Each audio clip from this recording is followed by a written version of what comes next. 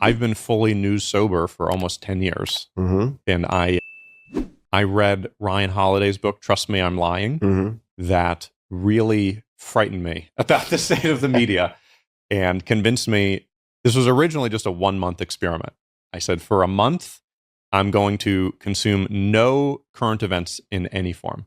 No news, no television, no articles, no social media.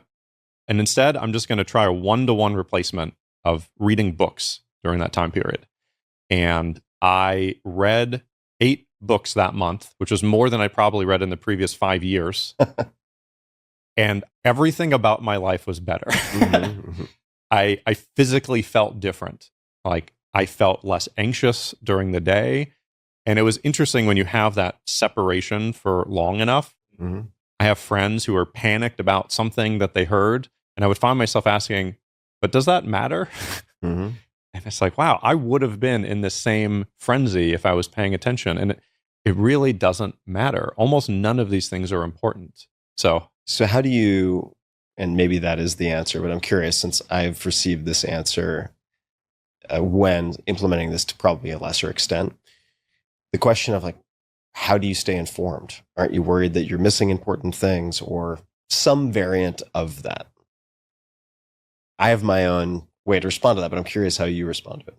yeah, I think it is one of the coups of the news industry broadly that they've managed to convince people that watching the news is what responsible citizens do.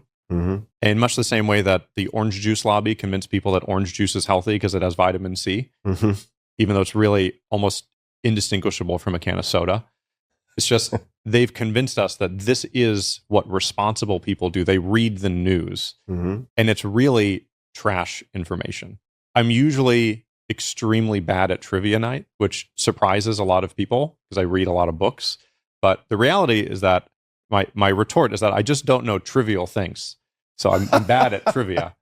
It's always, who's Kim Kardashian dating now? I have no idea, and I really don't care. Mm-hmm. It's like, what place in the world had this thing happen? I don't know. If it was important, it'll eventually end up in a book that I will read. Mm-hmm. But it is exceedingly rare that an event happens that makes any difference to my day-to-day experience. Mm-hmm. So practically then, and tactically, does that mean you have no social apps on your phone? What are some other features or lack of features that are a consequence of the news sobriety? Yeah, so I don't have social apps. I have profiles on a lot of them. I used to have a problem with Twitter. And so I created some buffer, which is I don't have access to my own Twitter account. My EAs have access to my Twitter account. They have my password. If I want to post something, I send it to them and then they post it. And then I don't get that dopamine feedback loop of, oh my God, X number of people liked my post. Mm-hmm. Because also they don't care. There's no ego attachment from them on how well my post did.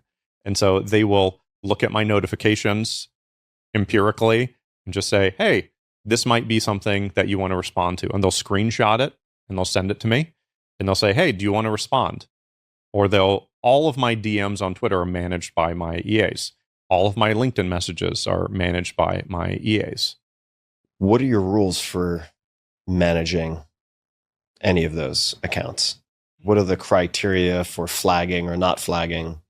This is another one of the tactical things, which is semi-automation, where there are a lot of things that you can do where people are often afraid to give access to somebody like an EA to manage their social media account because they think, what if they post something or what if they do X? But you can always semi-automate, which is they take a screenshot and then they propose what they think you should do. And they'll say, I propose that you just like this tweet. Or they'll say, I propose you respond with this message. Or I propose that you respond with this message. And over time, you get better and better at teaching them it's like, you can just ignore that one. You just delete it. Or you say, oh, yeah, I actually know this person from this other place, which you can find in this other category of information. And I tend to respond with something like this. Mm-hmm. And over time, they get better to the point where I'm probably at like 95% of the messages, I just say yes. Mm-hmm. And it's very, very simple. But I don't trust them enough for them to 100% fully automate all responses to things. But their proposed recommendations are generally good enough now to where I just say yes to most things. I want to highlight something, and you can correct me if I'm getting this wrong. I don't want to misrepresent. Well, I'll speak for myself, that I think it is frequent for people who want to maximize or optimize fill in the blank to look for areas where they can remove or reduce friction. But the opposite is really valuable. Where can you add friction such that your lesser self doesn't hijack your behavior? Right? So that'd be a good example. And I don't have any social on my phone right now except for Instagram, because I use it to interact with a handful of my friends. But by and large, that is not a part of my life.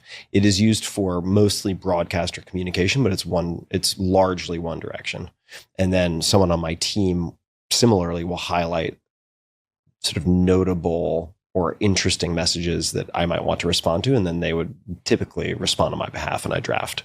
Yeah. Because I do not have high degree of confidence that my willpower can overcome teams of data scientists and gamification. Yeah. Like, I'm bringing a knife to a gunfight, so I'd rather just not go to the gunfight in the first place.